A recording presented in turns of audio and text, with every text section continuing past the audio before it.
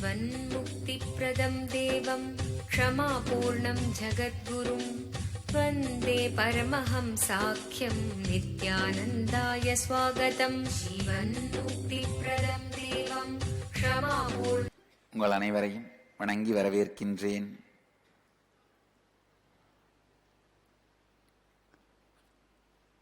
அகவிழிப்புணர்வு, inner அவேக்கனிங்கின் சாரம்.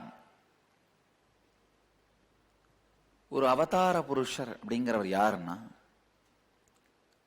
மீண்டும் மீண்டும் வாழ்க்கையை உயர்ந்த நிலையில் வாழ்வதற்கான, உயர்ந்த நிலையை நான் சொல்லும் பொழுது அதோட அர்த்தம் என்னன்னா வெற்றி.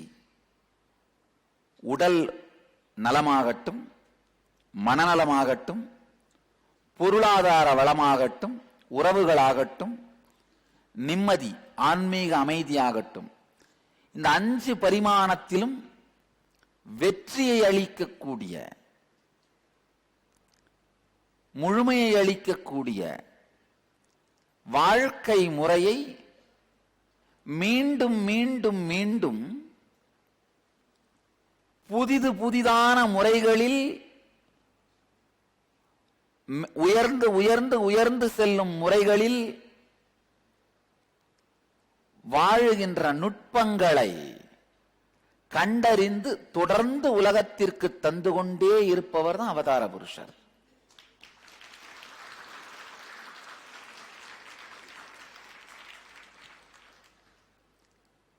இது ஒரு பெரிய ஆராய்ச்சி கூடம். ஒரு அவதார புருஷனின் வாழ்க்கைங்கிறது, அவரோட வாழ்க்கையில சம்பந்தப்பட்டிருக்கிற எல்லாமே ஒரு பெரிய ஆராய்ச்சி களம். இந்த ஆசிரமம் ஒரு ஆராய்ச்சி கூடம். என்னை சுத்தி வாழறவங்க எத்தனை பேரும் ஆராய்ச்சியில் பாகமாக இருக்கின்ற கினி பிக்ஸ்னு சொல்லுவோம்.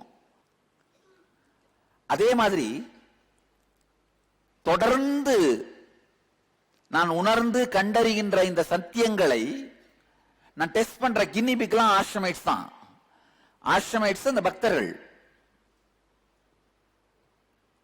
அதுல சக்சஸ் ஆன பிறகுதான் அதை உலகத்துக்கு கொடுக்கிறேன். பாத்தீங்கன்னா நிராகார சம்யமம் முதல்ல ஆசிரமைட்ஸ் பிராக்டிஸ் பண்ண வச்சேன். முதல்ல நானே பண்ணேன். சின்ன வயசுல இருந்தே பண்ணதுனால சக்சஸ்ஃபுல்லா நடந்தது. நான் என் உடம்புல பண்றதோட நிறுத்தல. அதுக்கப்புறம் ஃபர்ஸ்ட் ஒரு பேட்ச் ஆஃப் ஆசிரமைட்ஸ், சாப்பாட்டை பத்தி கவலையே இல்லாம வாடுற சில ஸ்பெசிமன், எல்லா ஸ்பெசிமன் மேலையும் அதை ட்ரை பண்ணி பார்த்தேன். பர்ஃபெக்டான சக்சஸ். அதுக்கப்புறம் தான் எடுத்து என்ன பண்ண, ஃபர்ஸ்ட் பேட்சுக்கு சத்சங்கத்து மூலமா கொடுக்க ஆரம்பிச்சேன். இப்ப 6வது பேட்ச் நடந்துட்டு இருக்கு நிராகாரம்.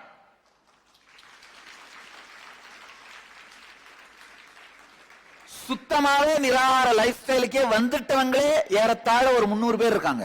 நிராகாரம் சாப்பாட்டு செலவு குறைக்கிறதுக்காக பண்ணல, ஃபுட் பேட்டர்னை உடைக்கிறதுக்காகவும், ஃபுட்டால வர்ற எக்ஸசிவ் அளவுக்கு மீறிய உணவுனால வர்ற பிரச்சனைகளை அழிக்கிறதுக்காகவும் ஆரம்பிச்சதுதான். அது வாரத்துக்கு ஒரு 2-3 தடவை சாப்பிடுறவங்க கூட நிராகாரி தான். அந்த ஃபுட் பேட்டர்ன் அவங்களுக்குள்ள செட் ஆகிறது இல்ல. உண்மையா பதஞ்சலியோட யோக சூத்திரப்படி 24 மணி நேரத்திற்குள் ஒருவேளை மட்டும் சாப்பிட்டீங்கன்னா கூட நீங்க நிராகாரி தான். ஏன்னா 24 மணி நேரத்துக்குள்ள 2வது சாப்பிடும் பொழுது பேட்டர்னா செட் ஆயிடும், பதிவா மாறிடும்.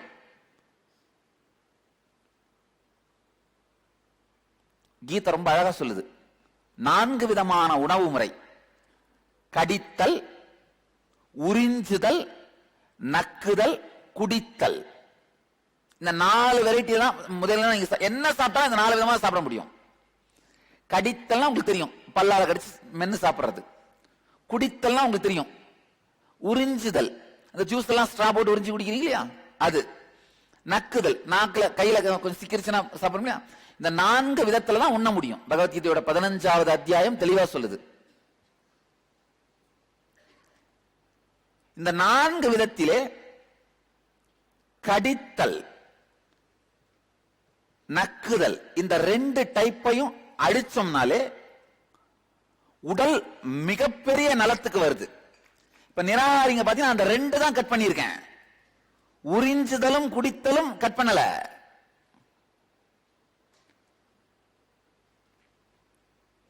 இது வந்து ஒரு சயின்ஸ். இதை எவால்வ் பண்ணி உலகத்தோட ஷேர் பண்ணியிருக்கேன். இப்ப அடுத்த லெவலுக்கு அதே சயின்ஸ் எவால்வ் பண்ணிட்டு இருக்கேன். மோர் பிராக்டிக்கலா, மோர் கிரியைகளோட இந்த திரவமா உள்ள போறதையும் கட் பண்றதுக்கு. அதாவது உறிஞ்சுதல், குடித்தல், அது ரெண்டையும் கூட குறைக்க ஆரம்பிக்க போறேன். இந்த மாதிரி தொடர்ந்து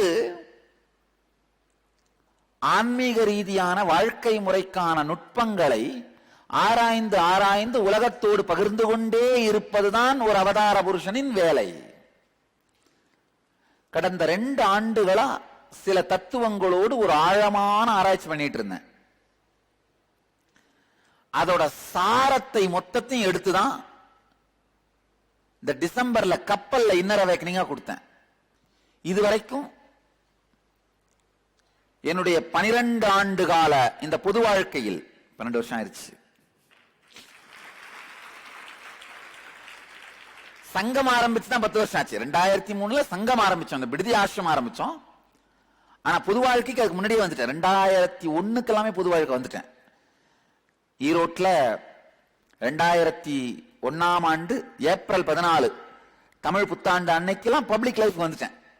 அது அந்த ஈரோட்ல அந்த காவிரி கரையில பர்மனண்டா தங்க ஆரம்பிச்சு தினந்தோறும் மக்களை பார்த்து ஹீல் பண்றது, ஸ்பிரிச்சுவல் கவுன்சிலிங், அதெல்லாம் 2001 ஏப்ரல் 14 ஆரம்பிச்சிட்டேன். மே 1 அம்மாவும் ஐயாவும் வந்தாங்க ஆசிரமத்துக்கு. அதுதான் ஆசிரமைட்ஸ் டேவா கொண்டாடுறோம். பொது வாழ்க்கைக்கு வந்து 12 வருஷம் ஆயிடுச்சு. 12 ஆண்டு கால பொது வாழ்க்கையில் என்னுடைய 25 ஆண்டு கால ஆன்மீக அனுபவங்களை வேற வேற வேற வேற விதமான பல்வேறு விதமான கோணங்கள்ல ஆராய்ச்சிகள்ல எடுத்து எடுத்து எடுத்து உங்களுக்கு பகிர்ந்து இருக்கிறேன். என்னுடைய மொத்த 25 ஆண்டு காலமே பெரிய ஒரு ஆன்மீக ஆராய்ச்சியா தான் இருந்தது. 12 ஆண்டு வரைக்கும் நானே அடைவதற்காகவும், 12லிருந்து 22 வயசு வரைக்கும் மற்றவர்களுக்கு அதை அளிப்பதற்காகவும், 22 வயசுக்கு பிறகு இப்ப 35 வயது வரைக்கும் 36 ஆயிடுச்சு. இப்போ 36 நடக்குது. இது வரைக்கும் மற்றவர்களுக்கு அதை அளித்தும் இது ஒரு நீண்ட ஆன்மீக ஆராய்ச்சி. முதல்ல ஏஎஸ்பிங்கிற ஆனந்த ஸ்புரணமாக எளிமையா கொடுத்தேன். அதுக்கு அடுத்து என்எஸ்பிங்கிற 4 நாள்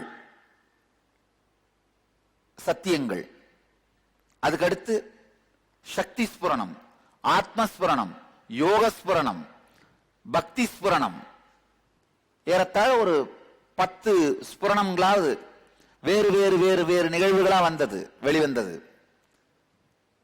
ஹீலர்ஸ் இனிஷியேஷன், அதுக்கடுத்து தொடர்ந்த சத்சங்கங்கள், பகவத்கீதை, சிவசூத்திரம், இந்த மாதிரி சத்சங்கங்கள் மூலமா வெளிவந்தது.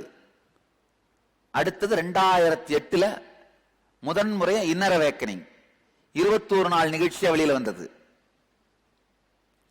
அதுக்கு பிறகு கடந்த ஒரு 2 ஆண்டுகளாக குண்டலினி அவேக்கனிங், என்னென்னவோ விதவிதமான விதங்கள்ல ஆகாஷிக் ரீடிங், பிரபஞ்ச பதிவுகளை படிக்கிறது, பல்வேறு விதமான ஆன்மீக உண்மைகளும் அனுபவங்களும் சத்தியங்களும் வெளியில வந்தது. யாரு வேணா என்ன வேணா பேசலாம். ஆனா ஆன்மீக சாம்ராஜ்யத்துல முடிசூடா மன்னன் என்பதை யாராலும் மறுக்க முடியவில்லை.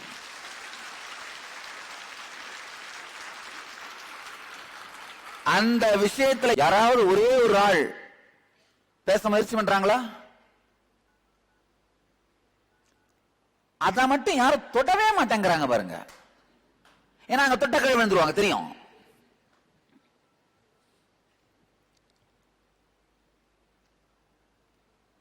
இப்ப தினந்தோறும் காலை சத்சங்கத்திலேயே நம்ம பக்தர்கள் எல்லாம் சத்சங்கம் கேட்டுறாங்க.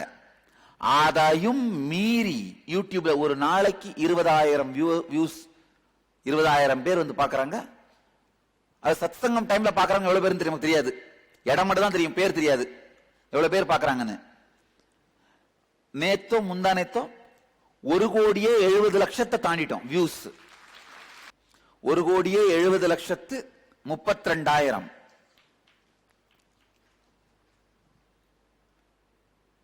அந்த ஸ்பீடு இன்க்ரீஸ் ஆயிட்டு போயிட்டே இருக்கிற ஸ்பீடு. ஆனா மொத்தமா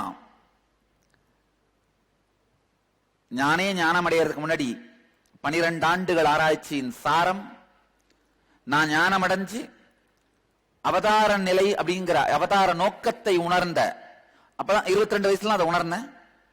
அந்த 10 ஆண்டுகள் செய்த ஆராய்ச்சி, அதுக்கு பிறகு சங்கத்தை ஆரம்பிச்சு 10 ஆண்டுகள் பொது வாழ்க்கையில் இருந்ததுனால, மக்களுக்கு இதை பகிர்ந்தளித்ததனால வந்த அனுபவம், இது எல்லாத்தையும் சேர்த்து மொத்த சாரமாதான் இந்த கப்பல்ல நடந்த இன்னர் அவேக்கனிங்கா கொடுத்தேன். இதுவரைக்கும் நான் உலகத்துக்கு கொடுத்ததிலேயே மிகப்பெரிய நன்கொடை இந்த கப்பல்ல நடந்த இன்னர் அவேக்கனிங்.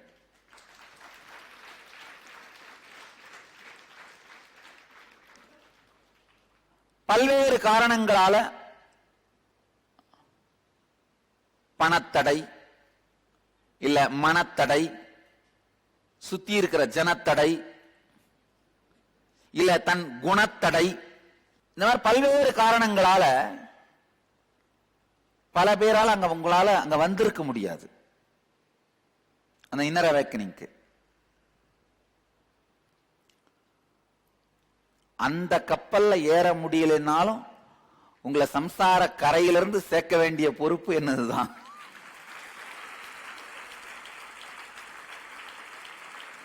அந்த கப்பல்ல ஏறினவங்களை மட்டும்தான் கரை சேர்ப்பேன்னு நான் நிக்க முடியாது. அதனால அந்த 21 நாள் மொத்த இன்னர் அவேக்கனிங்கோட சாரத்தையும், ஏன்னா வாழ்க்கையே புரட்டி போட்டு மலரச் செய்து விடுகின்ற அந்த நுட்பங்கள் இத்தனை ஆண்டுகள் அனுபவத்தினால நேரடியாக மக்களுக்கு கொடுக்கக்கூடிய அந்த நுட்பம் மலர்ந்துருச்சு. அதாவது நல்லா புரிஞ்சுக்கோங்க, சித்திரமும் கைப்பழக்கம் செந்தமிழும் நாப்பழக்கம்.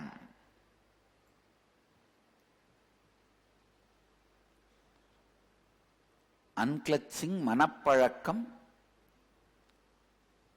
ஆச்சாரியன் வேலை உணர்வு பழக்கம். அந்த உணர்வுல மலர்ந்து மலர்ந்து மலர்ந்து மலர்ந்து மலர்ந்து இப்ப அந்த உலகிற்கு அளிக்கின்ற அந்த உணர்வு ஷார்ப்பா சாரமாக கொடுக்கின்ற தெளிவு வந்ததனால்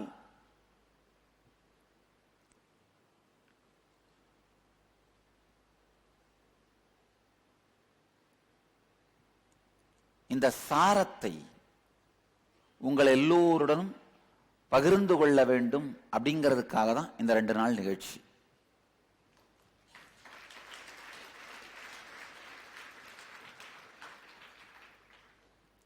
ஒரு அதிர்ஷ்டவசமோ துரதிர்ஷ்டவசம், சில பேருக்கு அதிர்ஷ்டவசம், சில பேருக்கு துரதிர்ஷ்டவசம். இங்கிலீஷ் புரிஞ்சதுன்னா சாமியோட தொடர்ந்து அப்டேட் பண்ணி சாமியினுடைய அந்த சாமி சொல்ற தத்துவங்கள் சத்தியங்கள் இதெல்லாம் காலையில சத்சங்கத்திலே கேட்டு என்ன பண்ணிடுறீங்க, உங்களை வேஸ்ட் பண்ணிக்கிறீங்க. ஏன்னா கடந்த 15 நாட்களா ஜனவரி 1 இருந்தே காலையில சத்சங்கத்திலே அந்த இன்னர் அவேக்கனிங்கோட சாரத்தை தான் பேசிட்டு இருக்கிறேன். பிறவி பெருநோய் முதல் பீசா திருவிழா வரை அதோட சாரத்தை பேசிட்டு இருக்கிறேன்.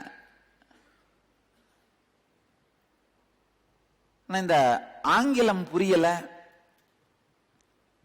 இல்ல இந்த இன்டர்நெட்டை கனெக்ட் பண்ணி காலையில சத்சங்கம் கேட்க முடியல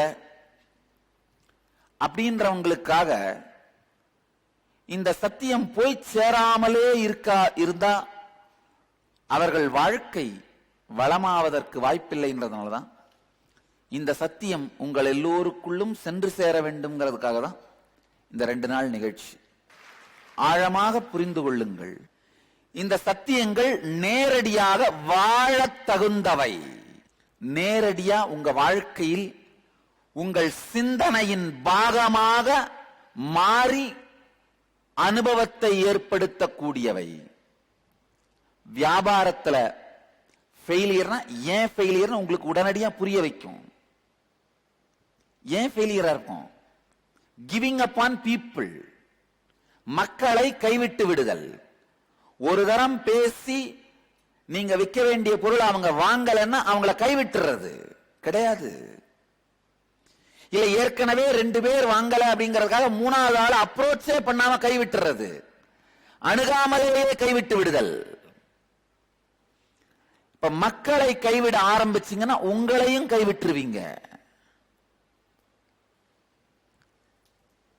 உங்க மனைவிக்கு நீங்க சொல்ற கருத்துக்களை புரிய வைக்க முடியலன்னா உங்க மகளுக்கு புரிய வைக்கிறதுக்கு முயற்சி பண்ண மாட்டீங்க. மனைவியை கைவிட்ட உடனேயே மகளை அப்ரோச் பண்றதை நிறுத்திடுவீங்க. அதுக்கப்புறம் உங்களுக்கே நாளைக்கு அந்த டவுட் வரும்போது உங்களையே கூட மேலே எடுத்துட்டு வராம உங்களை கைவிட்டுருவீங்க. மக்களை கைவிடுதல் அதுதான்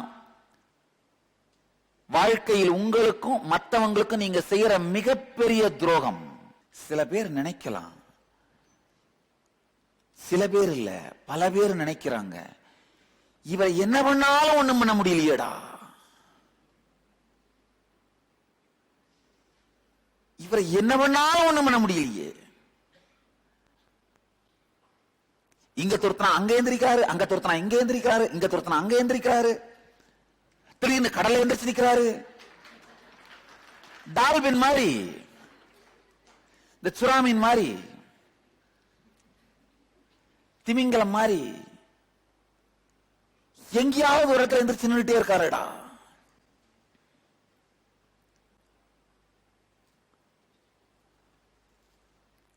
நாம ஊர்வலம் போறத வேணா நிறுத்த முடிஞ்சது, ஊரு நம்மள வலம் வரதை நிறுத்த முடிஞ்சுதா? என்ன காரணம் இவருடைய வெற்றிக்கு? ஒண்ணுமே பண்ண முடியாம இவர் பாட்டுக்கு வளர்ந்துட்டு இருக்காரு. அவர் செய்யணும் நினைக்கிறத செஞ்சுட்டே இருக்காரு. இவருடைய வெற்றிக்கு என்ன காரணம்? எத்தனையோ பேர் எத்தனையோ காரணங்கள் கொடுத்துட்டு இருப்பாங்க. நான் கொடுக்கிற காரணம் ஒன்னே ஒண்ணுதான், என்னையோ மக்களையோ கைவிடுவதில்லைன்னு தெளிவான முடிவில் இருக்கேன்.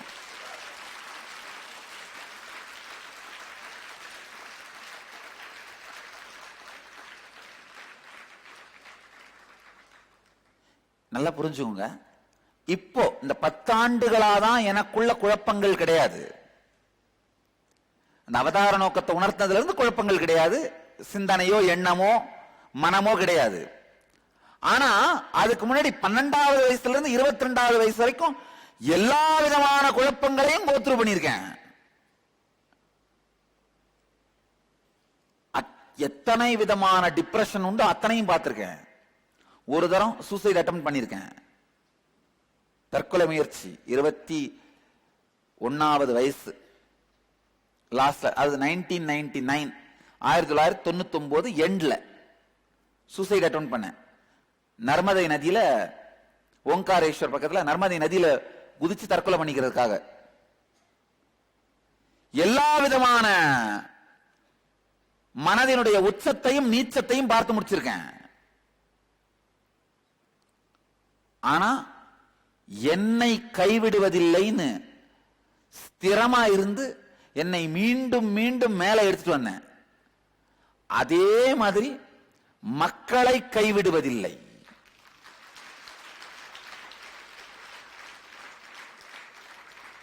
நல்லா புரிஞ்சுங்க. என்னுடைய வெற்றிக்கான ஒரே காரணம் மக்களை கைவிடுவதில்லை.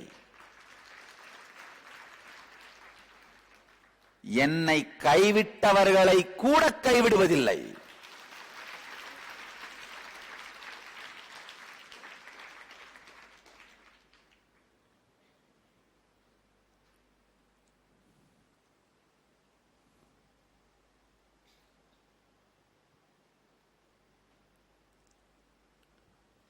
ஒரு வியாபாரத்தில் நீங்க தோற்கறீங்கன்னா மக்களை கைவிடும் பொழுதுதான் தோக்குறீங்க. எத்தனை பேருக்கு நான் சொல்றது உடனடியா உள்ள அப்படியே உரைக்குது. ஆமா, மக்களை கைவிடும் போதுதான் தோக்க ஆரம்பிக்கிறேன். மனசுல ஒரு துக்கமும் நொந்து நூலா டிப்ரெஸ் ஆகி உட்கார்றீங்கன்னா அப்ப என்ன அர்த்தம்? உங்களை நீங்கள் கைவிட்டு விட்டீர்கள். அதான உண்மை? நல்லா புரிஞ்சுக்குங்க. இப்ப நீங்க கேட்க போகின்ற சத்தியங்கள், தத்துவங்கள் அத்துணையும் வாழத்தக்கவை. என்னுடைய முழுமையான பலமான உணர்வு பூர்வமான ஆராய்ச்சிகளினால்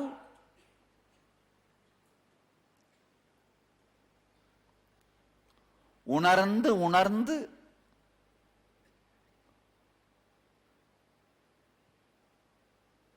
தினசரி வாழ்க்கையில் வாழத்தக்கவை என்று தெளிவாக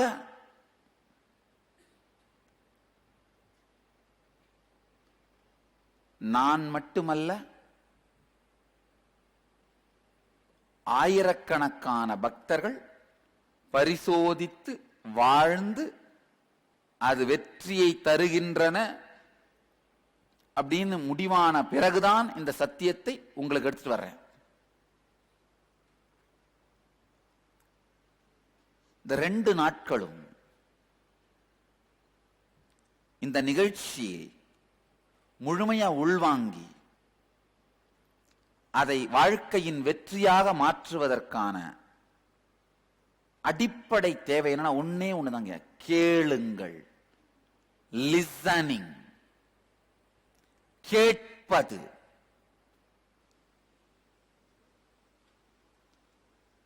கேட்பது, ஆழ்ந்து கேட்கிறது.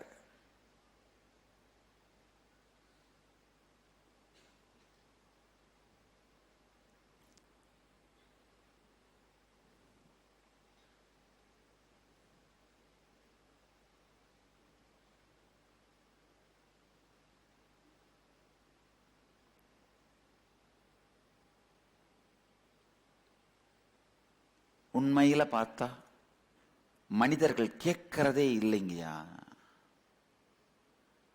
உட்கார்ந்துட்டு எதையாவது சிந்தனை பண்ணிட்டு இருக்கிறது. உலகத்துல நல்ல பேச்சாளர்கள் யாரும் கிடையாது, நல்ல கேட்பவர்கள் தான் இருக்காங்க. சரியா கேட்டீங்கன்னா அதை அழகா பேச முடியும்.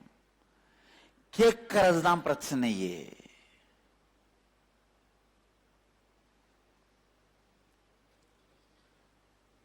யார் யாரெல்லாம் இந்த 2 நாளும் தெளிவா கேட்கிறது அப்படின்னு முடிவு பண்ணிருக்கீங்க? கை தூக்குங்க. விட்டுருங்க. கேட்க முடியாதுன்னு நினைக்கிறவங்க கை தூக்குங்க. யாரும் கை தூக்க மாட்டீங்க. அப்படின்னா என்ன அர்த்தம்? கேட்க போறேன் அப்படின்ற உறுதிமொழி எனக்கு கொடுக்குறீங்க. அப்படி எடுத்துக்கலாமா? நானு எத்தனை ஆயிரம் பேர் இருந்தாலும் யாரு கேட்கலன்னு கரெக்டா பாத்துருவாங்கயா. இல்ல, அவேர்னஸ் வேற ஒண்ணுமே இல்ல. நான் என்ன பண்றேன்னு நீங்க பாக்குறீங்களோ இல்லையா, நீங்க என்ன பண்றீங்க நான் பார்த்துக்கிட்டே இருப்பேன். 2 நாட்களும் ஆழ்ந்து கேளுங்கள். கேட்கறது மூலமாதான் வாழ்க்கையினுடைய உங்களை வாழ்க்கையை வளமாக்குற எல்லா விஷயமுமே இப்படித்தான் ஆரம்பிக்குங்கயா. உங்க வாழ்க்கையை வளமாக்குகின்ற தத்துவங்களை உங்களுக்கு இப்ப அனுப்புறேன். கேட்டீங்கன்னா தானே அது உள்ளேயே போகும். உள்ள போறதுதானே முதல் படி. அதுக்கு அப்புறம் தானே அதை வாழறது. உள்ளேயே போகலைன்னா என்ன பண்ண முடியும்? அதே மாதிரி இந்த தத்துவங்கள் பலம் வாய்ந்தவை. உள்ள அலோ பண்ணிட்டீங்கன்னா அது தானா ஒர்க் பண்ண ஆரம்பிச்சிடும். பதஞ்சலி சொல்றாரு. பதஞ்சலி ஒரு பெரிய ரிஷி. சிதம்பரத்துக்கு அருகிலே பிறந்து வளர்ந்த பிச்சாவரம்னு சொல்ற சதுப்பு நில காடுகள் இருக்கின்ற அந்த கிராமத்திலே பிறந்து சிதம்பரத்திலே வாழ்ந்து உலகத்தினுடைய மிகப்பெரிய பிராக்டிசிங் ரிலிஜியன், கடைபிடிக்கப்படும் மதம் என்று சொல்லப்படுகின்ற யோக அறிவியலை உலகத்திற்கு வழங்கி, ஆனால் தமிழனாக பிறந்த ஒரே காரணத்தால் உலகத்தால் கண்டுகொள்ளப்படாத ஒரு ஆன்மீக ஞானி பதஞ்சலி. எத்தனை பேருக்கு பதஞ்சலி தமிழர்னு தெரியாது இவ்வளவு நாள்? இந்த கை தூக்குறவங்கள யோகான்னு ஒண்ணு இருக்குன்னே தெரியாதவங்க கை தூக்குங்க. அப்போ யோகான்னு ஒண்ணு இருக்குன்னு தெரிஞ்சு அதோட தந்தை பதஞ்சலி தான், அது நம்ம முன்னோருடைய சொத்துன்னு தெரியாம இருந்திருக்கீங்களா? இத்தனைக்கு நீங்க எல்லாம் தியான பீடத்தோட ஆண்டு ஆண்டு காலமான அந்யோன்யம், நமக்கு தெரியாத நம் பெருமைகள். சீனாவோட எல்லா தற்காப்பு கலைகள், குங்ஃபு, அங்கிருந்து ஜப்பானுக்கு போய் கராத்தேவா மாறினது, இந்த எல்லா தற்காப்பு கலைகளும் காஞ்சிபுரத்திலிருந்து தான் போனது அப்படின்னு தெரியாதவங்க எத்தனை பேர் இருக்கீங்க? கைதுங்க. காஞ்சிபுரத்திலிருந்து போதி தர்மன் என்கின்ற பல்லவ நாட்டு இளவரசன், அவருடைய பட்டப்பெயர், அதாவது அரசு அரசு இளவரசனா சூட்டும் பொழுது ஒரு பேர் கொடுப்பாங்க. மீனாட்சிக்கு பிறப்பு பெயர் தடாதகை, பட்டாபிஷேக பெயர் மீனாட்சி. அந்த மாதிரி அந்த போதி தர்மருக்கு பட்டாபிஷேக பெயர் ஏகாம்பரநாத முதலி. முதலியார்கள் பாண்டிய அரசனுக்கு அமைச்சர்களாகவும் சோழராஜனுக்கு விவசாயிகளாகவும் பல்லவ நாட்டிலே அரசர்களாகவும் இருந்திருக்கிறார்கள். பல்லவ நாட்டிலிருந்து சென்ற ஒரு இளவரசன் தான் போதி தர்மன்.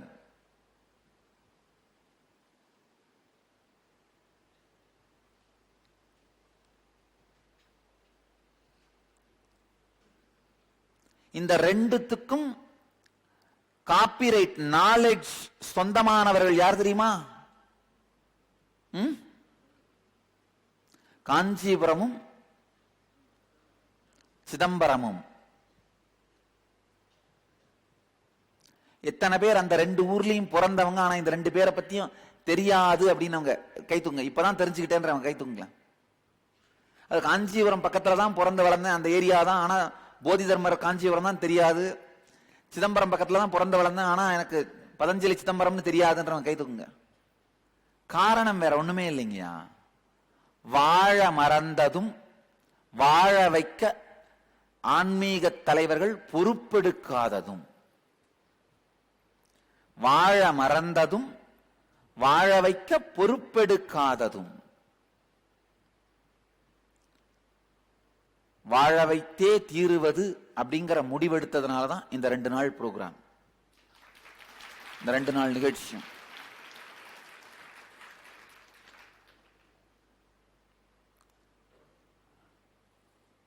இந்த மொத்த 21 நாள் இன்னர் அவேக்கனிங்கோட சாரம் 4 தத்துவமாக உங்கள்கிட்ட பகிர்ந்துக்கிறேன். 4 தத்துவம். எல்லாம் கொஞ்சம் நிமிர்ந்து குறைஞ்சிங்கன்னா கேட்கலாம். நல்லா புரிஞ்சுக்கோங்க.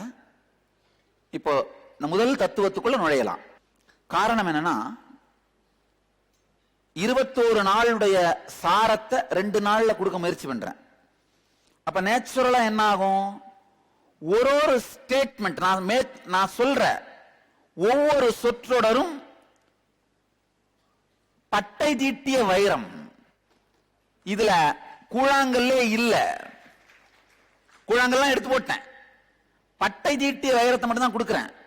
அப்ப என்ன பண்ணணும்னா, ஒரு சொற்றொடரும் உங்களுக்குள் செல்ல வேண்டும். ஒவ்வொரு சொற்றொடரும் உங்கள் இதயத்திற்குள் ஒலிக்க வேண்டும். அப்ப மட்டும்தான் என்ன நடக்கும்? அதோட சாரம் உங்களுக்குள்ள நடக்கும், வெற்றி மலரும்.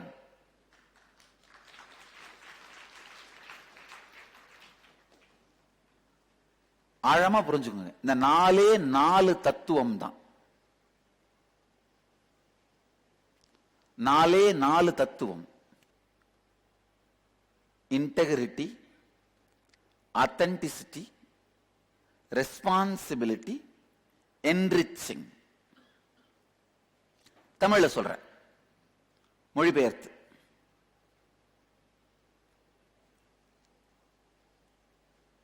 ஒருங்குவித்தல்.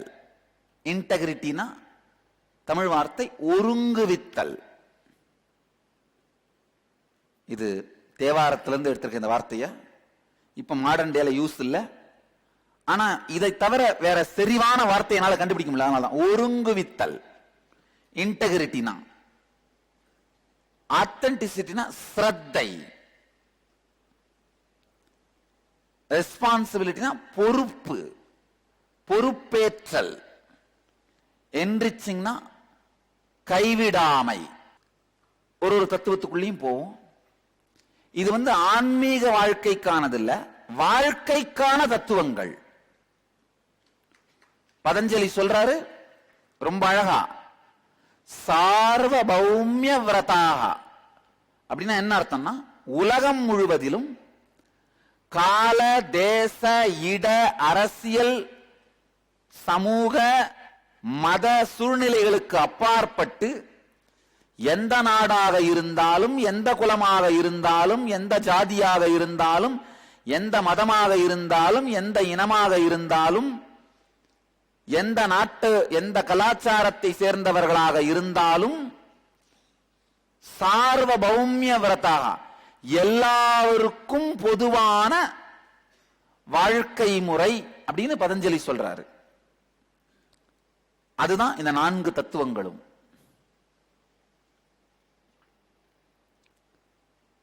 முதல்ல ஒருங்குவித்தல், இன்டெகிரிட்டி. அப்படின்னா என்ன அர்த்தம்னா, உங்களுக்கு நீங்களே சொல்லிக்கிட்ட வார்த்தை, உங்களுக்கு நீங்களே கொடுத்துக்கிட்ட வாக்கு, மற்றவர்களுக்கு நீங்க கொடுக்கிற வார்த்தை, வாக்கு, உயிரையே கொடுத்தாலும் அந்த இரண்டையும் பூர்த்தி செய்வது. இதான் ஒருங்குவித்தல். நல்லா புரிஞ்சுக்கோங்க, நல்லா ஆழமா உள்வாங்கிக்கோங்க. உங்களுக்கே நீங்க பல நேரத்தில் பல வார்த்தை கொடுத்துக்கிறீங்க. உதாரணத்துக்கு, நாளையிலிருந்து டெய்லி காலையில நித்திய தியானம் பண்ண போறேன்.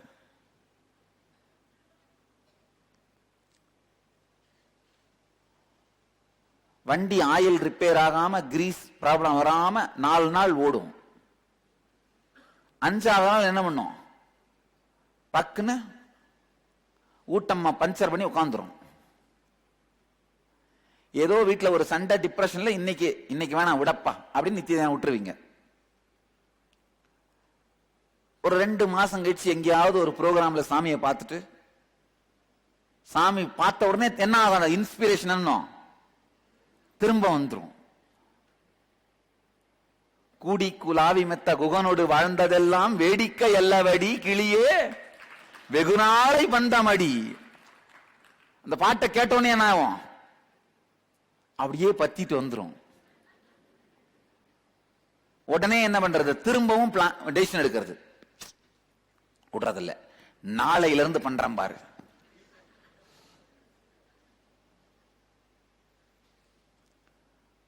அப்ப என்ன ஆகும், ஒரு வாரம் வண்டி ஓடும்.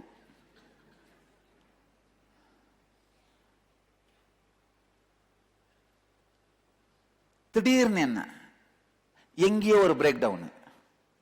ஒரு நாள் வீட்டுக்கு லேட்டா வந்து தூங்கினதுனால, இல்ல ஒரு வெளியூருக்கு போனதுனால பிரேக் டவுன். ஒரு நாள் பிரேக் பண்ணிட்டா மறுநாள் ஆரம்பிக்க முடியாது. எத்தனை பேருக்கு இந்த வார்த்தை சுருன்னு உரைக்குது. ஒரு தரம் உடைச்சா ஆரம்பிக்க முடியாது உடனே. அப்போ ஒரு மாசம் பிரேக். அதுக்கப்புறம் திடீர்னு வேற ஏதாவது இன்னொரு தரம், இந்த பராபக்தி செஷனோ ஏதோ ஒரு செஷனுக்கு போயிட்டு அங்க திடீர்னு ஒரு சூடு வந்துடும். விடுறது இல்லையா, விடுறதில்லடா, இந்த தடவை விடுறதில்ல.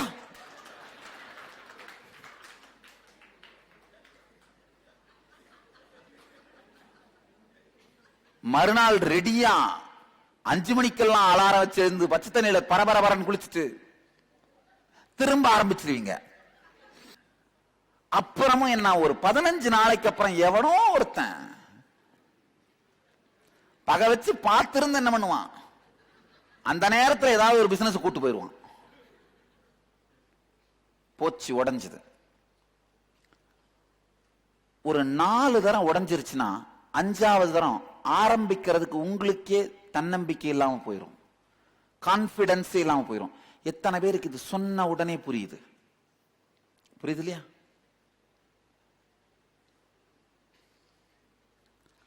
உங்களுக்கு நீங்களே கொடுத்து கொண்ட வார்த்தைகளை நீங்கள் நிறைவேற்றாத பொழுது உங்கள் மீது நம்பிக்கை இழக்கிறீர்கள்.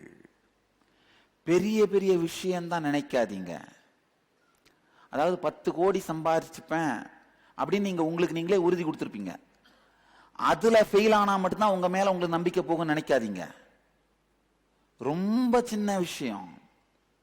ஒரு நல்ல வெள்ளை வேட்டி நாளைக்குள்ள வாங்கிப்பேன், தியான பீடத்துக்கு ப்ரோக்ராமுக்கு போட்டு போகணும்.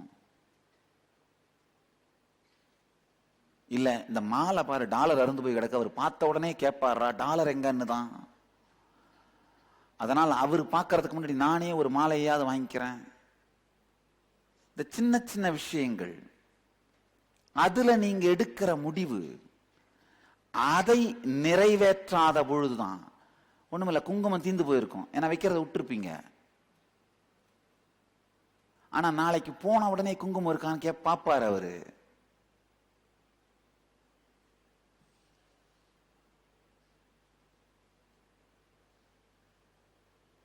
அதை வாங்கணும்னு நினைச்சிருப்பீங்க, வாங்காம விட்டுருப்பீங்க.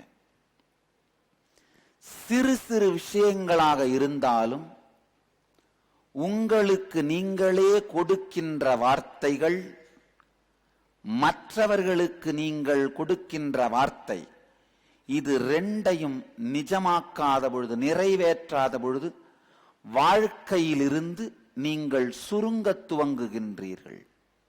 நல்ல ஆழமா புரிஞ்சுங்க. மற்றவங்களுக்கு நீங்க கொடுத்த வார்த்தைய நிறைவேற்ற தவறும் பொழுது என்ன ஆகும்? மற்றவர்களுக்கு உங்கள் மேல இருக்கிற நம்பிக்கை என்ன ஆகும்? கீழே விழ ஆரம்பிச்சிடும். உண்மையா இல்லையா? அதே மாதிரி உங்களுக்கு நீங்களே கொடுத்துக்கிட்ட வார்த்தைங்களை நிறைவேற்றாத பொழுது என்ன ஆகும்? உங்களுக்கு உங்கள் மேல இருக்க நம்பிக்கை கீழே ஆரம்பிச்சிடும். வாழ்க்கை எப்படி நமக்கு நடக்க ஆரம்பிக்க தெரியுமா? எந்த துறையா இருந்தாலும் சரி, உங்கள் மீது நீங்கள் வைத்திருக்கும் நம்பிக்கை, உங்களை சுற்றி இருப்பவர்கள் உங்கள் மீது வைத்திருக்கும் நம்பிக்கை, இது ரெண்டும் தான் வாழ்க்கையோட அடி ஆதாரம். வேற எதுவுமே கிடையாது. இந்த ரெண்டும் தான் வாழ்க்கையோட அடி ஆதாரம். வேற ஏதாவது இருக்கா? உங்க வியாபாரம், உங்க உறவுகள், உங்க உடல் நலம். உங்க உடல் நலம் வேற ஒண்ணும் இல்ல, உங்களுக்கே உங்க மேல இருக்கிற நம்பிக்கை இழந்ததுனால நீங்க உங்களை கை விட்டுட்டா வியாதி வந்துருது.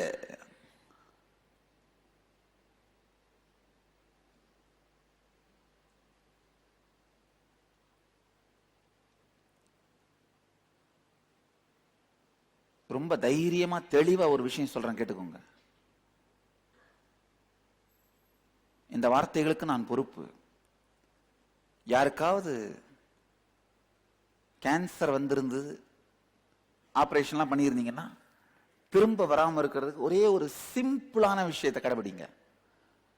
உங்களுக்கு நீங்க கொடுத்துக்கிற வார்த்தைகளை தவறாம நிறைவேற்றுங்க, அவ்வளவுதான். வேற ஒண்ணுமே வேணாம். கேன்சர் திரும்ப வராது. உங்கள் மீது நீங்கள் நம்பிக்கையை இழந்து உங்களை கைவிட்டா மட்டும்தான் கேன்சர் வரும். இது ஒரு ஆழமான சத்தியம், நல்லா புரிஞ்சுக்கோங்க. எப்போ உங்கள் மீது உங்களுக்கு இருக்கின்ற நம்பிக்கையை இழந்து உங்களை கைவிடுறீங்களோ, அப்போ வாழ்க்கையில் தோல்வியை, அழிவை நோக்கி செல்ல துவங்கிவிட்டீர்கள். உங்களுக்கு நீங்கள் கொடுத்துக் கொள்ளுகின்ற வாக்குறுதியை நிறைவேற்றுங்கள், உங்களை நீங்கள் கைவிடாதீர்கள். 15 நாளைக்கு முன்னாடி ஒரே ஒரு முடிவு தான் எடுத்தேன். இன்னையில இருந்து காலையில 5 மணிக்கு யோகாக்கு வர்றேன்பா, 7 மணிக்கு சத்சங்கத்துக்கு வர்றேன்பா. இதுக்கு மேல எனக்காக நான் முடிவு எடுக்கல, மற்றவர்களுக்காக தான் முடிவு எடுத்தேன். ஏன்னா என்னதான் சொன்னாலும் தான் போனால்தான் உத்தமம். நான் அதெல்லாம் பண்ணி முடிச்சிட்டேன், என் வாழ்க்கைக்கு தேவையில்லை, நீங்க செய்யுங்கப்பான்னு சொன்னா கேட்கறதுக்கு யாரும் மக்கள் ரெடியா இல்ல. அதனாலதான் என்ன பண்ண, நாமே தியாகம் செய்தால் மட்டும்தான் நாம் நினைக்கின்றபடி மக்களுக்கு நேரடியான பங்களிப்பை அளிக்க முடியும்ன்ற தெளிவா முடிவு பண்ண. 1ஆம் தேதி அனௌன்ஸ் பண்ண. இது வரைக்கும் ஒரே ஒரு நாள், ஒரே ஒரு ப்ரோக்ராம், ஒரே ஒரு நிமிடம் டிலே ஆகல. யாராவது கேள்விப்பட்டீங்களா? புதுசா என் ஆசிரமத்தில் ஒரு பெரிய புரட்சி நடந்துட்டு இருக்கு. சைலண்டான புரட்சி. எத்தனை பேர் கேள்விப்பட்டீங்க? என்எஸ்பி ஒரே ஒரு செஷன் ஒரு நிமிடம் கூட லேட் ஆகல. சாமி இங்கேயே உட்கார்ந்து இருந்து கிளாஸ் எடுத்தேன். ஸ்கிரீன் மட்டும் போட்டு ஸ்கிரீன் திறப்பாங்க, ஆனா நான் இங்கேயே உட்கார்ந்து இருந்தேன். ஒரு செஷன் கூட ஒரு நிமிடம் கூட லேட் ஆகல. நல்லா தெரிஞ்சுங்க. இதனால யாருக்கு என்ன நல்லதுன்னு எனக்கு தெரியாது. உண்மையில சொல்றேன், எனக்கு என் மீது மரியாதை வளர்ந்தது, எனக்கு என் மீது நம்பிக்கை வந்தது. அதுக்கு முன்னாடியும் என் மேல எனக்கு நம்பிக்கை இருந்தது. அது என்ன மாதிரி நம்பிக்கைன்னா, ஒருத்தருக்கு ஆன்மீக அனுபவம் கொடுக்கிறோன்னு பிராமிஸ் பண்ணி வர வச்சுட்டா அவங்களுக்கு நம்மளால கொடுத்துற முடியும்ன்ற நம்பிக்கை என் மேல இருந்தது. இப்ப என்ன, ஆன்மீக அனுபவம் மட்டும் இல்ல, சமூக ரீதியா ஒரு டைம் சம்பந்தப்பட்ட சாதாரண விஷயத்தில் கூட நம்மால் சொன்னதை கடைபிடித்து அவர்களுக்கு ஒரு திருப்தியை அளித்து அனுப்ப முடியும்ன்ற எம்எல்ஏ எனக்கு நம்பிக்கை வந்தது. நல்ல ஆழமா புரிஞ்சுங்க. இப்ப புதுசா இந்த பழக்கம் பார்த்திருப்பீங்க, இந்த வாட்சி கட்டி இருக்கிற பழக்கம். எத்தனை பேர் சத்சங்கத்துல கவனிச்சீங்க? நாளைக்கு டின்னருக்கு ஒருத்தரை பார்க்க வர்றேன்னு நீங்க கமிட்மெண்ட் கொடுத்துட்டீங்கன்னா, ரொம்ப சின்ன விஷயமா இருந்தா கூட வார்த்தை கொடுத்து விட்டால் வாழ்க்கையை கொடுத்தாவது வார்த்தையை காப்பது.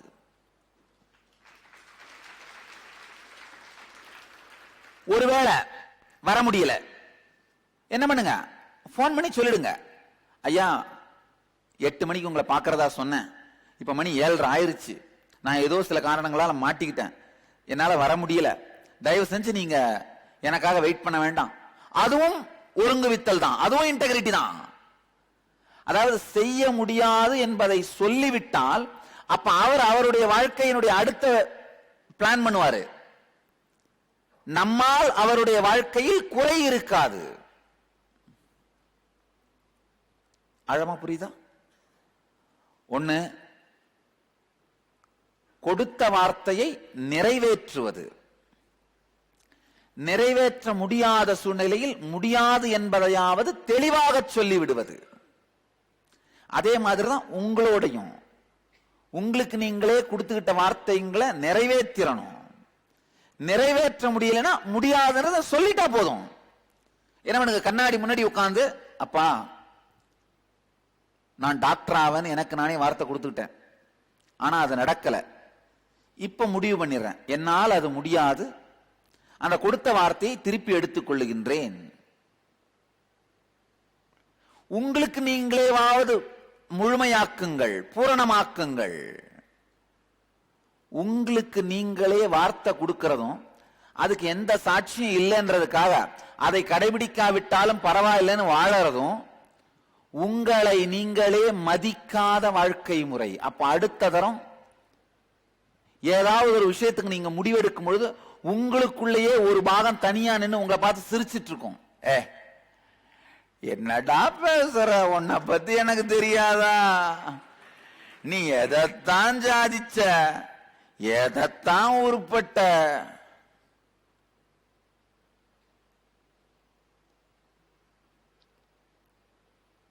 இந்த தருமி பேசுற மாதிரி, எனக்கு இல்ல, எனக்கு வராது. தனியா உங்களுக்குள்ளேயே தனியா உங்களுடைய ஒரு பாகம் என்ன பண்ணும், உங்களை பார்த்தே சிரிக்கும்.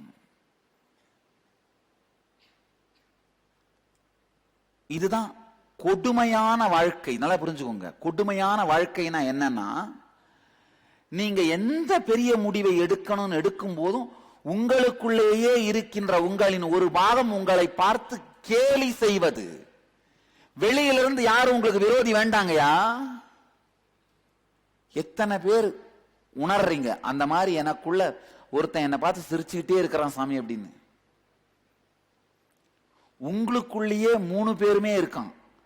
Hero, villain, comedy.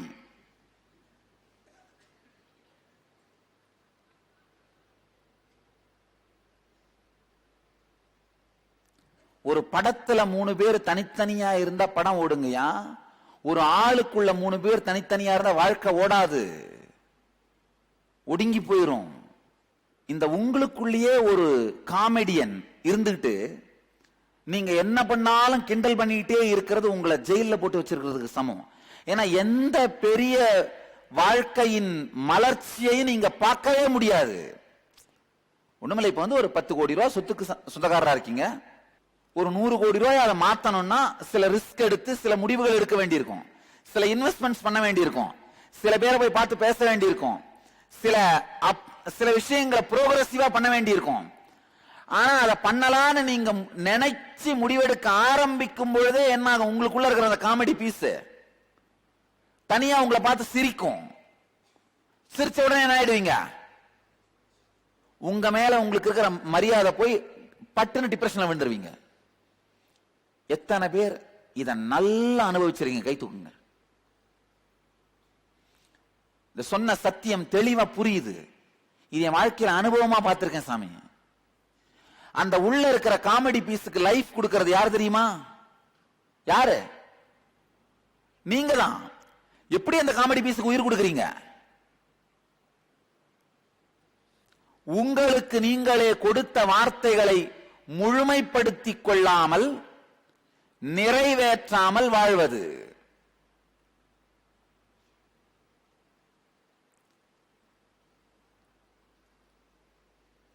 நீங்க மற்றவங்களுக்கு கொடுத்த வார்த்தையை நிறைவேற்றலன்னா அவங்களுக்கு உங்க மேல நம்பிக்கை போயிரும்.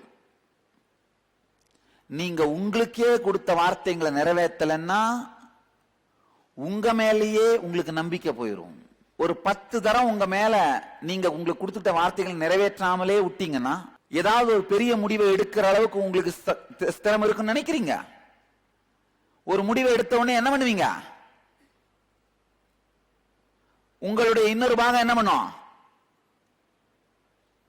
சொன்ன இல்லையா, அப்பவே தான் சொன்னல, நாம தொட்டா எதுவும் உருப்படாதுன்னு. அதாவது நாம தொட்டா உருப்படாது, நம்மளால யாரோடையும் வாழ முடியாதுன்னு ஒரு முடிவு எடுத்துட்டு அந்த முடிவை ஸ்திரமாக்குகின்ற சூழ்நிலைகளையே தேடிட்டு இருப்பீங்க. மற்றவர்களுக்கு நீங்கள் கொடுத்த வார்த்தையை நிறைவேற்றாத பொழுது அவங்களுக்கு உங்க மேல இருக்கிற நம்பிக்கை போகும். அப்ப என்ன ஆகும்னா, உங்க வாழ்க்கை பெருகணும், வெற்றி அடையணும்னா என்ன பண்ணி ஆகணுங்கய்யா? உங்களை சுத்தி இருக்கவங்களுக்கு உங்க மேல நம்பிக்கை இருந்தாகணும் இல்லையா? அந்த நம்பிக்கை இன்னும் வளர்ந்துகிட்டே போகணும். அதுதானே வெற்றி ஆக முடியும். நீங்க யார் யார் கூட எல்லாம் பிசினஸ் பண்றீங்களோ யாரும் உங்களை நம்புறதில்ல. உங்களுக்கு பொருள் சப்ளை பண்றவங்க உங்களை நம்புறதில்ல. உங்க கிளையண்ட் உங்களை நம்புறதில்ல. உங்க பாஸ் உங்களை நம்புறதில்ல. உங்க சர்வெண்ட் உங்களை நம்புறதில்ல. வீட்டுக்கு வந்தா உங்க பொண்டாட்டி உங்களை நம்புறதில்ல. உங்க பொண்ணுங்க உங்களை நம்புறதில்ல. பசங்க நம்புறதில்ல.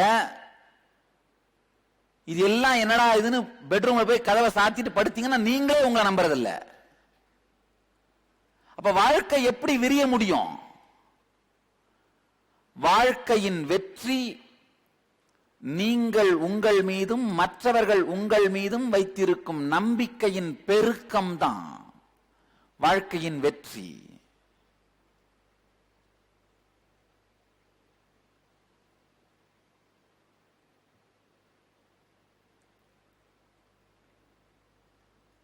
ஒரு 4 தடவை நீங்க உங்களுக்கு கொடுத்த வார்த்தைய நிறைவேற்றாம விட்டீங்கன்னா உங்களுக்கு உங்க மேல நம்பிக்கை போயிடும். நம்பிக்கை போன அப்புறம் பெரிய கொடுமை என்னன்னா, உங்களை நீங்களே கைவிட்டுறீங்க. அட 4 தடவை தப்பு ஆயிருச்சு, 4 தடவை நான் தோல்வி அடைந்தன்றதுக்காக நானே தோல்வி கிடையாது. 4 முறை என் செயல்கள் தோல்வி அடைந்ததுன்றதுக்காக நானே தோல்வி கிடையாது. ஆனா நீங்க என்ன முடிவு பண்றீங்க? நானே தோல்வியின் முடிவு பண்ணிடுறீங்க.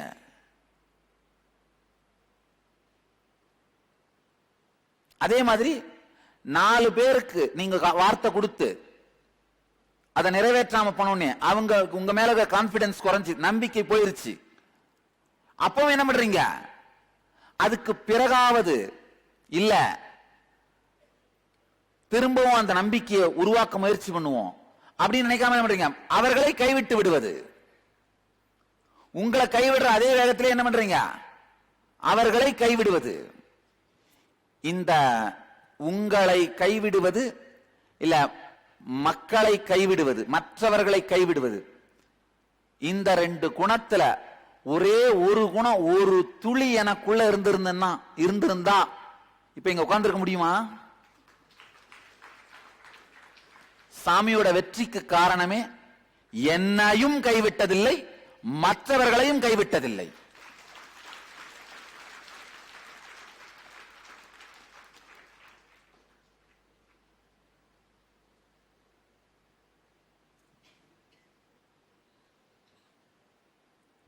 என்னை கைவிட்டவர்களை கூட கைவிட்டதில்லை. நல்ல ஆழமா புரிஞ்சுக்குங்க. உங்க வாழ்க்கையில எத்தனை பேரை நீங்க இன்னும் கைவிடாம தொடர்ந்து வாழறீங்களோ அவங்க எல்லாரும் உங்களுக்கு இருக்கிற எக்ஸ்ட்ரா கைங்க. நீங்க கைவிட்டவங்க எல்லாம் மைனஸ். இது வாழ்க்கை கணக்கு, நல்லா போட்டுக்கோங்க. வாழ்க்கை கணக்கு. உங்க வாழ்க்கை லாபத்துல ஓடுதா நஷ்டத்துல ஓடுதான் எப்படி கணக்கு பண்றதுன்னா, நீங்க கைவிட்டவர்கள் இதுக்கு மேல இவரோட ஒன்னும் பண்ண முடியாது அப்படின்னு கைவிட்டவர்கள் நம்பர் எல்லாம் போடுங்க. எத்தனை பேர் கைவிடாம இன்னும் தொடர்ந்து அவங்களோட ஒர்க் பண்ணிட்டு இருக்கிற நம்பர் எல்லாம் போடுங்க. அதாவது நீங்கள் கைவிட்டவர்கள் பட்டியல், கைவிடாதவர்கள் பட்டியல். முதல்ல உங்களை எந்த பட்டியல்ல சேர்ப்பீங்க? நீங்க அத முதல்ல சேருங்க. அதுக்கப்புறம் கைவிட்டவர்கள் பட்டியல், கைவிடாதவர்கள் பட்டியல் அத பாருங்க.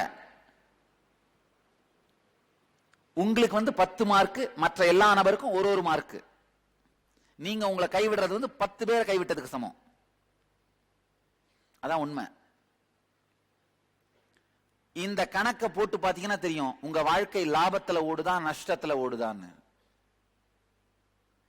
வாழ்க்கை கணக்கு பேங்க்ல இருக்கிற பணம் சார்ந்த கணக்கை வச்சு ஓடுறது இல்ல. நல்லா புரிஞ்சுங்க. அதை சார்ந்து ஓடுறதே இல்ல. பணம் வாங்கி கொடுக்க முடியாத பல விஷயங்கள் வாழ்க்கையில் இருக்கு.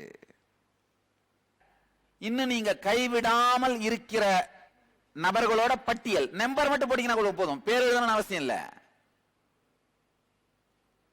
கைவிட்டவர்கள் பட்டியல். கைவிட்டவர்கள் எல்லாம் மைனஸ், கைவிடாதவர்கள் எல்லாம் பிளஸ். உங்க வாழ்க்கை லாபத்துல ஓடுதா நஷ்டத்துல ஓடுதான்னு முடிவு பண்ணுங்க. இதான் வாழ்க்கை கணக்கு. ஏன்னா மனிதர்கள் தான் வாழ்க்கையை உருவாக்குகிறார்கள். நல்லா புரிஞ்சுக்கோங்க. மனிதர்கள். நீங்கள் கைவிடாமல் இருப்பவர்கள் உங்களுக்கு வாழ்க்கையை உருவாக்குகின்றார்கள். கைவிட்டவர்கள் உங்கள் வாழ்க்கையை வெறுமையாக்குகின்றார்கள்.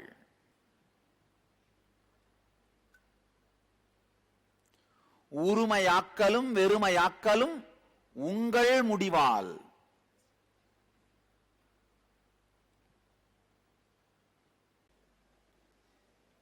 நல்லது. நஷ்டத்துல ஓடுறவங்க இப்ப லாபத்துக்கு மூவ் பண்ண முடியும் இல்லையா? உண்மையா இல்லையா? லாபத்துல ஓடுறவங்க பெரும் லாபத்துக்கு மூவ் பண்ண முடியும் இல்லையா? இப்போ இந்த லாபத்தை பெருலாபமா மாத்தவும் நஷ்டத்தை லாபமா மாத்தவும் ஏதாவது மூலதனம் வேணுமா? ஒரே ஒரு மூலதனம் தான் வேணும். அது என்ன? உங்கள் முடிவு. இல்லையா?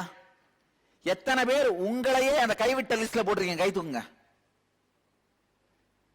பரவாயில்ல, ஆனஸ்டா போட்டிருக்கீங்க. எத்தனை பேர் உங்களை அந்த கைவிடாத லிஸ்ட்ல போட்டிருக்கீங்க? கை தூக்குங்க. நல்லது. இப்போ நஷ்டத்தை லாபமா மாத்தவும் லாபத்தை பெருலாபமா மாத்தவும் ஒரே ஒரு தேவைதான். என்ன? நீங்க எடுக்கிற முடிவு. வேற ஒண்ணுமே இல்ல. அதாவது எந்த வார்த்தையும் உங்களுக்கு நீங்களே கொடுத்துக்கிறதுக்கு முன்னாடி தெளிவா யோசிச்சு முடிவு பண்ணுங்க, கொடுங்க. எந்த வார்த்தையும் மற்றவங்களுக்கு கொடுக்கறதுக்கு முன்னாடி யோசிச்சு கொடுங்க. வாழ்க்கையே கொடுத்து அதை நிரூபிக்கணும், அதை உண்மையாக்கணும். முடியல அப்படின்னா உடனே என்ன பண்ணிடணும்? முடியலன்னு உங்களுக்கு தெரிஞ்ச அந்த வினாடியே உங்களுக்கே கொடுத்த வார்த்தையா இருந்தா நீங்க உங்களுக்கே சொல்லிடணும். அதெல்லாம் கவலையோ கூச்சமோ, இப்ப 4 பேர் பாக்குறாங்க நான் தனியா பேசினா என்ன நடக்கும் அதெல்லாம் நினைக்க கூடாது. ஏன் உங்களுக்கு நீங்களே பேசினா வார்த்தையை கொடுத்துட்டீங்க? பேசாம பக்கத்துல பாத்ரூம் கதவை பூட்டிக்கிட்டு கண்ணாடியை பார்த்து உங்களுக்கு சொல்லிட்டு வந்துடணும், அழுது தீத்துற மாதிரி. இந்த பழக்கம் துவங்கினால் உங்கள் மீது உங்களுக்கு நம்பிக்கை வளர துவங்கும். நல்லா புரிஞ்சுக்கோங்கயா. உங்களுக்குள்ளேயே இருக்கிற அந்த கோமாளி உங்களை ஏன் பார்த்து சிரிக்கிறான்னு உங்களுக்கே புரியாது. அவனை அடக்கிறதுக்கு நீங்க எவ்வளவு முயற்சி பண்ணாலும் அடக்க முடியுதா? நீங்க நினைச்சு பாப்பீங்க, இவனை அன்கிளச் பண்ணி உள்ளான்னு பார்க்கலாம், போக மாட்டேங்கிறானே. அந்த உள்ள இருக்கிற கோமாளியில இருந்து அன்கிளச் பண்ண முடியுதா? காரணம் என்னன்னா, பல நேரத்தில் அன்கான்சியஸா நீங்க உங்களுக்கு வார்த்தை கொடுத்து அதை வாழாம போய்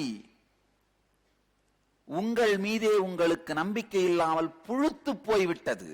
அதான் உண்மை. உள்ள புழுத்து போயிருச்சு.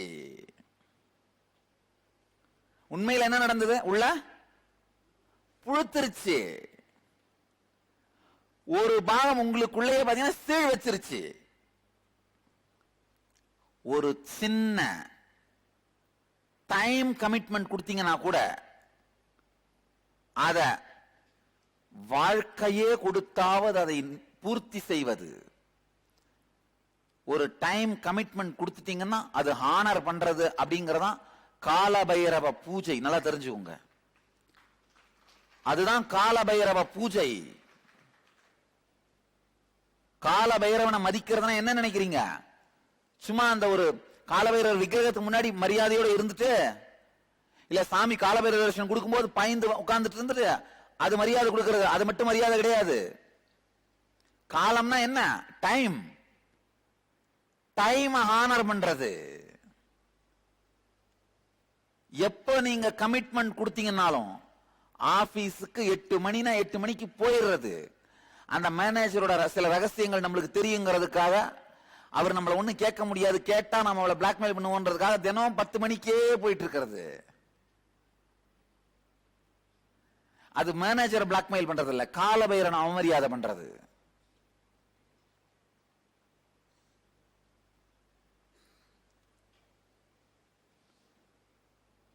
இந்த ஒருங்குவித்தல் அதனுடைய முதல் படி என்னன்னா காலபைரவனை மதித்தல்.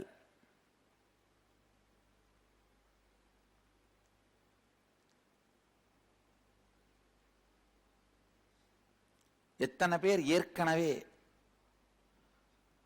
நம்ம சங்கத்தினுடைய ஆர்கனைசருங்களா இல்ல வாலண்டியரா ஏதோ ஒரு விதத்தில் சங்கத்தின் ஆனந்த சமாஜியா சத் சங்கியா ஏதோ ஒரு விதத்துல சங்கத்தோட பாகமா இருக்கிறவங்க கை தூக்குங்களா? எல்லாருமே சங்கத்தோட பாகமா இருக்கிறவங்க தான் இல்ல? சரி, இல்லாதவங்க கை தூக்குங்களா? இப்பதான் புதுசா வர்றேன், இதுக்கு மேல பாகமா ஆக போறேன் அப்படின்றவங்க. நல்லது. இப்ப உங்க எல்லாருக்கும் ஒரு இன்ஸ்ட்ரக்ஷன் கேட்டுக்கோங்க. இதுக்கு மேல உங்களுடைய தனிப்பட்ட வாழ்க்கையாக இருந்தாலும் சங்கம் சார்ந்த விஷயங்களாக இருந்தாலும் காலபைரவனை மதித்தே தீர வேண்டும். எத்தனை பேரு ஆமா இது வாழ்க்கையில ஒரு அடிப்படையான சத்தியம் அப்படின்னு உண்மையிலே உணர்றீங்க, கை தூக்குங்களேன். இல்ல அதெல்லாம் ஒண்ணும் தேவையில்லை, இப்ப வேணா எங்க வேணா போய்க்கலாம், நாங்க அப்படியே வாழ்ந்து தீர்த்துறோம், இதெல்லாம் ரொம்ப முக்கியமா? எத்தனை பேர் அந்த மாதிரி நினைக்கிறீங்க? கை தூக்குங்களா. ஐயா நல்லா புரிஞ்சுக்கோங்க. இப்ப கை தூக்காம இருந்துட்டு அப்புறம் எப்படி போய் வாழ்ந்தா என்ன அப்படின்னு நினைக்கிறீங்களா? நான் கால பைரவன், தெரிஞ்சுக்கோங்க.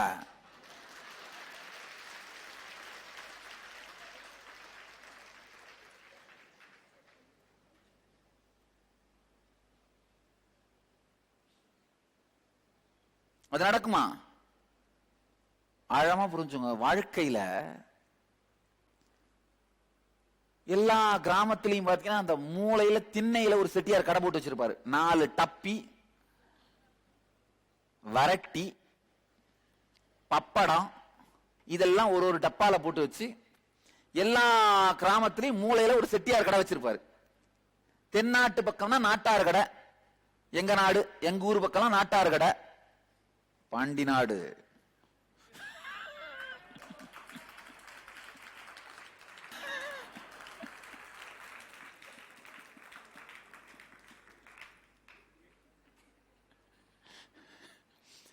எங்க ஊர் தென்னாட்டு பக்கமெல்லாம் நாட்டார் கடை, வடக்க சென்னை உங்க ஊர் பக்கமெல்லாம்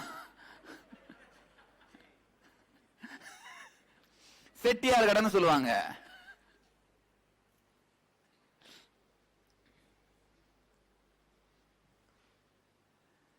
உங்க வாழ்க்கைய அந்த தெரு மூலையில இருக்கிற செட்டியார் கடை நாட்டார் கடை மாதிரி நடத்திடணும்னா இந்த நான் சொல்ற இந்த 4 தத்துவமும் தேவையில்லை. எப்படி வேணா வாழ்ந்துடலாம். ஆனா ரிலையன்ஸ் கம்பெனி மாதிரியும் டாடா கம்பெனிஸ் மாதிரியும் வால்மார்ட் மாதிரியும் மைக்ரோசாப்ட் மாதிரியும் ஒரு பெரும் வெற்றியை சாதிக்கணும் நினைச்சீங்கன்னா இந்த 4 தத்துவம் இல்லாம சத்தியமா முடியாது, தெரிஞ்சுக்கோங்க. எத்தனை பேர் உங்க வாழ்க்கைய நாட்டார் கடை செட்டியார் கடை லெவலோட நடத்திட்டு செத்து போயிடலாம் நினைக்கிறீங்க? இல்ல அதை தாண்டி வெற்றி மலர்ந்தே ஆகணும்னு எத்தனை பேர் நினைக்கிறீங்க? இந்த நாட்டார் கடை செட்டியார் கடையோட செத்து போறது தப்புன்னு நான் சொல்லல, அது சரின்னு சொல்லல. நாட்டார் கடை செட்டியார் கடையோட செத்து போயிடுறேன்னு நினைச்சீங்கன்னா என் ஹெல்ப்பே உங்களுக்கு வேணாம். எது உங்களுக்கு வாழ்க்கையில் இருந்து வேண்டுமோ அதை செய்வோம். இப்போ செட்டியார் கடையும் நாட்டார் கடையும் தப்புன்னு நான் சொல்லல, அதோட நிக்கணும் நினைக்கிறீங்களான்னு மட்டும் தான் கேட்கிறேன்.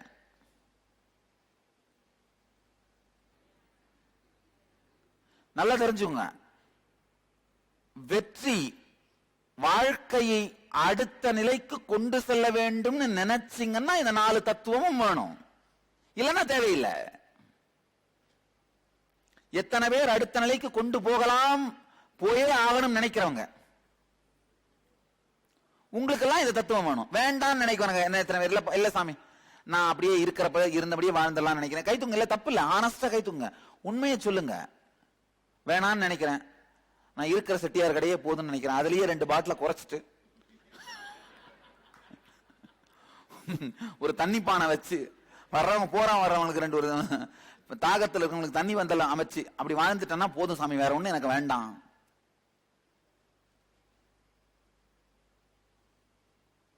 அப்ப எல்லாருமே வெற்றி மலரணும்னு நினைக்கிறீங்க இல்லையா? அப்போ இந்த 4 தத்துவங்களை வாழ்வதுன்ற தெளிவான முடிவுக்கு வாங்க.